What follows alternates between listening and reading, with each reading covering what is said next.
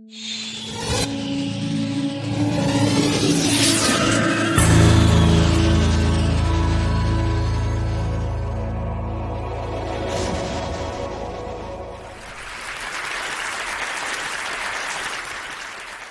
going to speak today about the relationship between science and human values. Now, it's generally understood that questions of morality, questions of good and evil and right and wrong, are questions about which science officially has no opinion. It's thought that science can help us get what we value, but it can never tell us what we ought to value. And consequently, most people, I think most people probably here, think that science will never answer the most important questions in human life.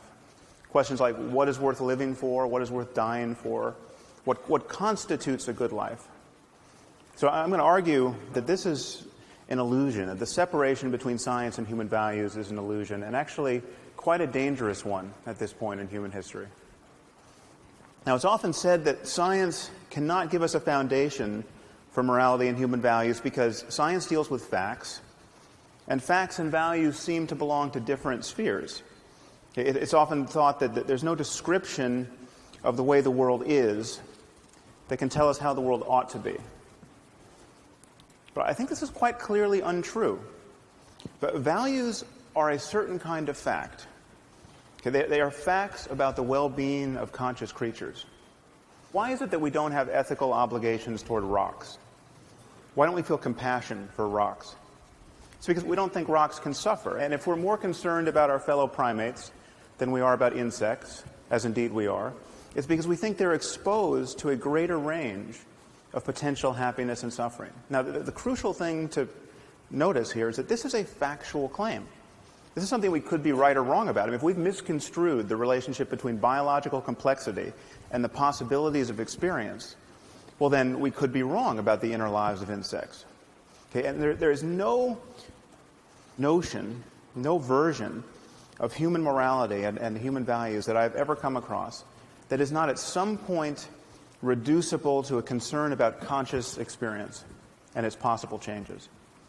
I mean, even if you get your values from religion, even if you think that good and evil ultimately relate to conditions after death, either to an eternity of happiness with God or an eternity of suffering in hell, you are still concerned about consciousness and its changes.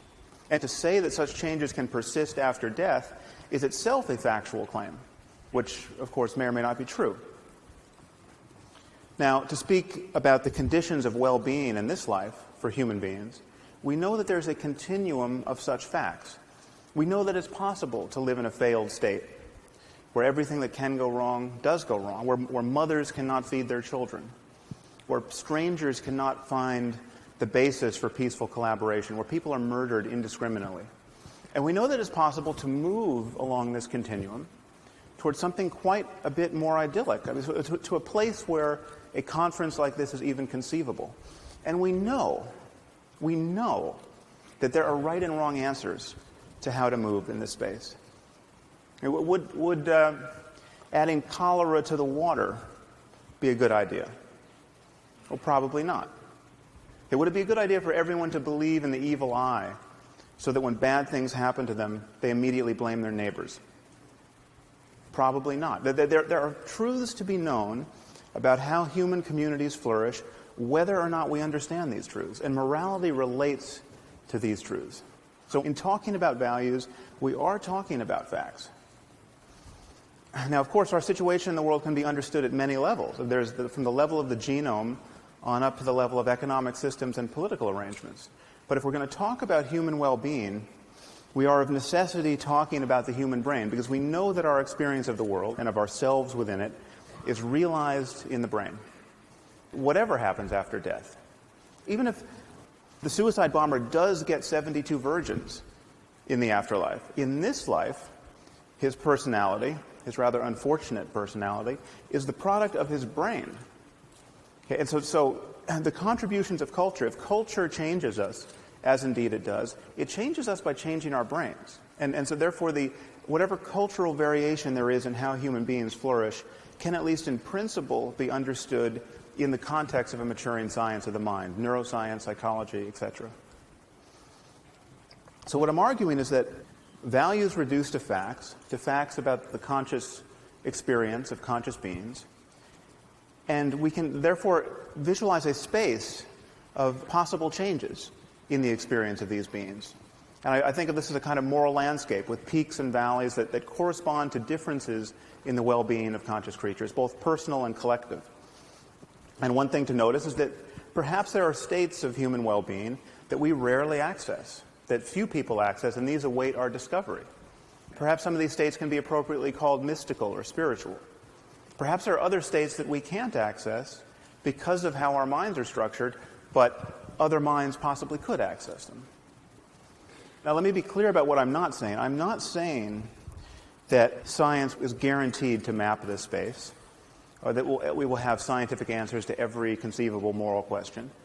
I don't think, for instance, that you will one day consult a supercomputer to learn whether you should have a second child, or whether we should bomb Iran's nuclear facilities, or whether you can deduct the full cost of TED as a business expense. But if questions affect human well-being, then they do have answers, whether or not we can find them. And just admitting this, just admitting that there are right and wrong answers to the question of how humans flourish, will change the way we talk about morality, and will change our expectations of human cooperation in the future. And for instance, there are 21 states in our country where corporal punishment in the classroom is legal, where it is legal for a teacher to beat a child with a wooden board hard, raising large bruises and blisters and even breaking the skin. And hundreds of thousands of children, incidentally, are subjected to this every year. The locations of these enlightened districts, I think, will fail to surprise you. We're not talking about Connecticut. And the rationale for this behavior is explicitly religious. The creator of the universe himself has told us not to spare the rod lest we spoil the child. This is in Proverbs 13 and 20 and I believe 23. But we can ask the obvious question, okay, is it a good idea, generally speaking, to subject children to pain and violence and public humiliation as a way of encouraging healthy emotional development and good behavior? Okay. Is there any doubt that this question has an answer and that it matters?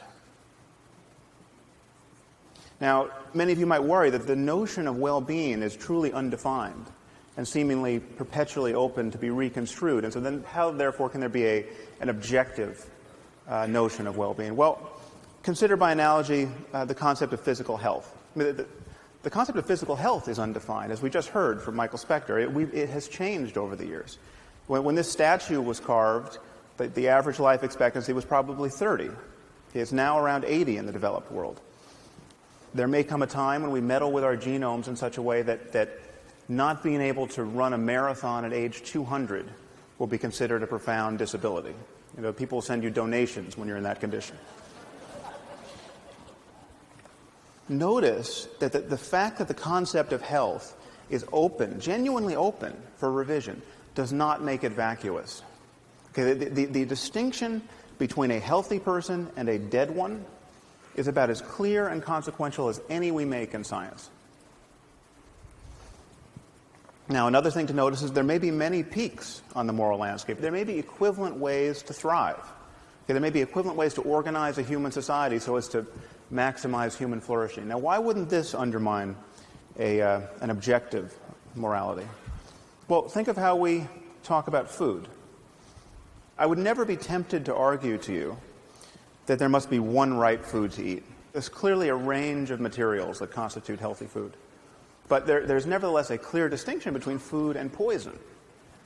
Okay, the fact that there are many right answers to the question, what is food, does not tempt us to say that there are no truths to be known about human nutrition. Now, many people worry that a universal morality would require moral precepts that admit of no exceptions. So, for instance, if it's really wrong to lie, it must always be wrong to lie. And if you can find an exception, well, then there's no such thing as moral truth. Now, why would we think this? Consider, by analogy, the game of chess. Now, if you're going to play good chess, a principle like don't lose your queen is very good to follow. Okay, but it clearly admits of exceptions. I mean, there are moments where losing your queen is a brilliant thing to do. There are moments where it's the only good thing you can do. And yet, chess is a domain of perfect objectivity. The fact that there are exceptions here does not change that at all. Now, this brings us to the sorts of moves that people are apt to make in the moral sphere. Okay? Consider the great problem of women's bodies. What to do about them? Well, this is one thing you can do about them. You can cover them up. Now, it is the position, generally speaking, of our intellectual community that, while we might not like this, we might think of this as wrong in Boston or Palo Alto. Who are we to say that the proud denizens of an ancient culture are wrong to force their wives and daughters to live in cloth bags? I mean, who are we to say even that they're wrong to beat them with lengths of steel cable or throw battery acid in their faces if they decline the privilege of being smothered in this way? Okay, well, who are we not to say this? Who are we to pretend that we know so little about human well-being that we have to be non-judgmental about a practice like this? I'm not talking about voluntary wearing of a veil. I mean, women should be able to wear whatever they want, as far as I'm concerned. But what does voluntary mean in a community where, when a girl gets raped, her father's first impulse, rather often, is to murder her out of shame? Just let that fact detonate in your brain for a minute. Your daughter gets raped, and what you want to do is kill her.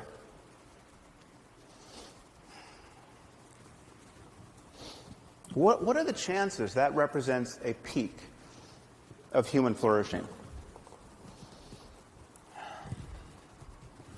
Now, to say this is not to say that we have got the perfect solution in our own society. I mean, for instance, this is what it's like to go to a newsstand almost anywhere in the civilized world. Now, granted, for many men, it may require a degree in philosophy to see something wrong with these images. But if we are in a reflective mood, we can ask, is this the perfect expression of psychological balance with respect to variables like youth and beauty in women's bodies? I mean, is this the optimal environment in which to raise our children?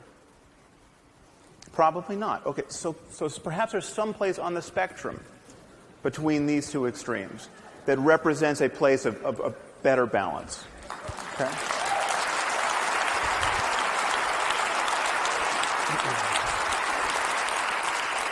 But perhaps there are many such places. I mean, again, given other changes in human culture, there may be many peaks on the moral landscape.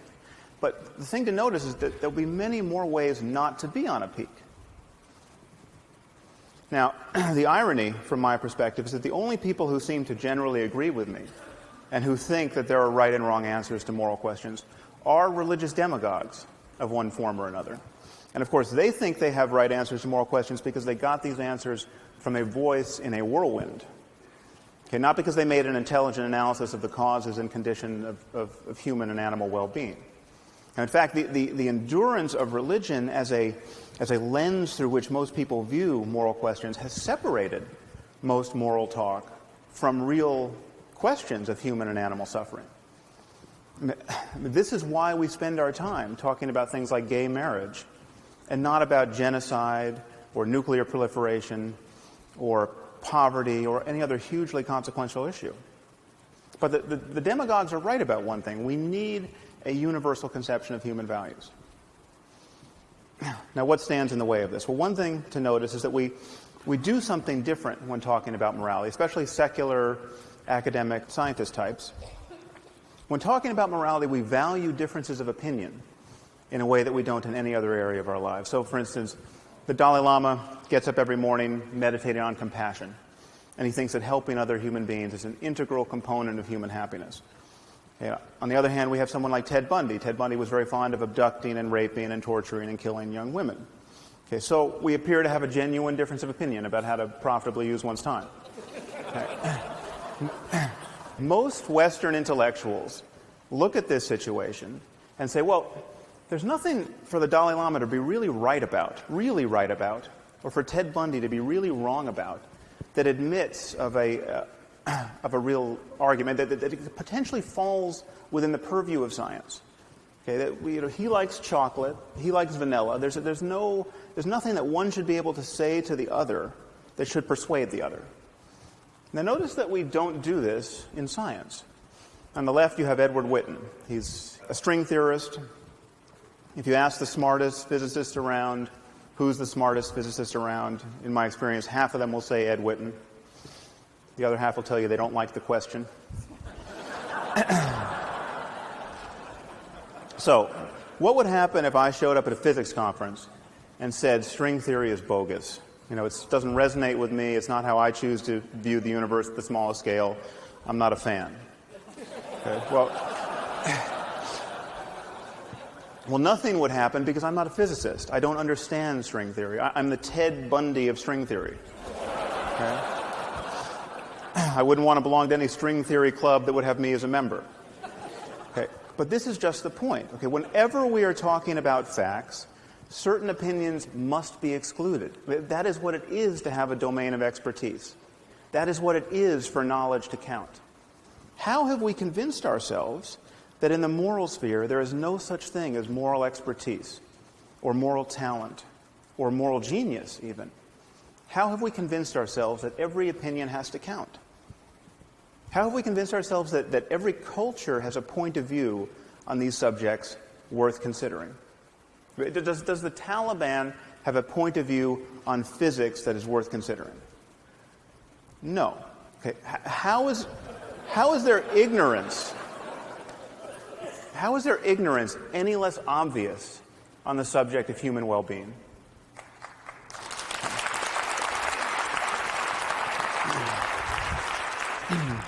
So this, I think, is what the world needs now. It needs people like ourselves to admit that there are right and wrong answers to questions of human flourishing. And morality relates to that domain of facts. It is possible for individuals, and even for whole cultures, to care about the wrong things. Which is to say, it's possible for them to have beliefs and desires that reliably lead to needless human suffering. Just admitting this will transform our discourse about morality. Okay, we live in a world in which the boundaries between nations mean less and less, and they will one day mean nothing. We live in a world filled with destructive technology, and this technology cannot be uninvented. It will always be easier to break things than to fix them. Okay, it seems to me, therefore, patently obvious that we can no more respect and tolerate vast differences in notions of human well-being than we can respect or tolerate vast differences in the notions about how disease spreads, or in the safety standards of buildings and airplanes. We simply must converge on the answers we give to the most important questions in human life. And to do that, we have to admit that these questions have answers. Thank you very much.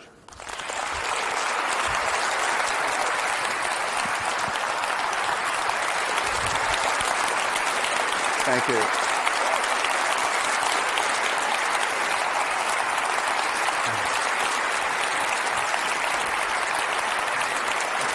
I've got a question. Sure. So, some combustible material there. Yeah. Whether in this audience or people elsewhere in the world hearing some of this, may well be doing the screaming with rage thing after as well, some of them. Language seems to me is really important here. When you're talking about the veil, you're talking about women dressed in cloth bags. I've lived in the Muslim world, spoken with a lot of Muslim women, and some of them would say something else. They would say, no, this is a celebration of female specialness. It helps build that, and it's an expression, it's a result of the fact that, and this is arguably a sophisticated psychological view, that male lust is not to be trusted. Right. I mean, can you engage in a conversation with that kind of woman without seeing kind of cultural imperialist? Yeah, well, I think I tried to broach this in a sentence watching the clock ticking, but the question is, what is voluntary in a context where men have certain expectations and and you're guaranteed to be treated in a certain way if you don't veil yourself. And so if anyone in this room wanted to wear a veil or a very funny hat or tattoo their faces, I think we should be free to voluntarily do whatever we want, but we have to be honest about the constraints that these women are placed under. And so I think we shouldn't be so eager to always take their word for it, especially when it's 120 degrees out and you're wearing a full burqa. A lot of people, want to believe in this concept of moral progress, but can you reconcile that? I think I understood you to say that you could reconcile that with a world that doesn't become one-dimensional, where we all have to think the same. Paint your picture of what, rolling the clock 50 years forward, 100 years forward, how you would like to think of the world, balancing moral progress with richness. Well, I think once you admit that we are on path toward understanding our minds at the level of the brain in some important detail, then you have to admit that we are going to understand all of the positive and negative qualities of ourselves in much greater detail. So we're going to understand positive social emotion, like empathy and compassion. And we're going to understand the factors that encourage it, whether they're genetic, whether they're how people talk to one another, whether they're economic systems. And insofar as we begin to shine light on that, we're inevitably going to converge on that fact space. So everything is not going to be up for grabs. It's not going to be like, veiling my daughter from birth is just as good as teaching her to be confident and well-educated in the context of men who do desire women. So I don't think we need an NSF grant to know that compulsory veiling is a bad idea. But at a certain point, we're going to be able to scan the brains of everyone involved and actually interrogate them. Do people love their daughters just as much in these systems? And I think they're clearly right answers to that. And if the results come out that actually they do, are you prepared to shift your instinctive current judgment on some of these issues? Well, yeah, modulo one obvious fact that you can love someone in the context of a truly delusional belief system, so that you can say, because I knew my gay son was going to go to hell if he found a boyfriend, I chopped his head off, and that was the most compassionate thing I can do. If you get all those parts aligned, yes, I think you could probably be feeling the emotion of love. But again, then we have to talk about well-being in a larger context. And it's all of us in this together. It's not one man feeling ecstasy and then blowing himself up on a bus. Sam, this is a conversation I would actually love to continue for hours. We don't have that, but maybe another time. Thank you for coming to TED. Really an honor. Thank you. Thank you.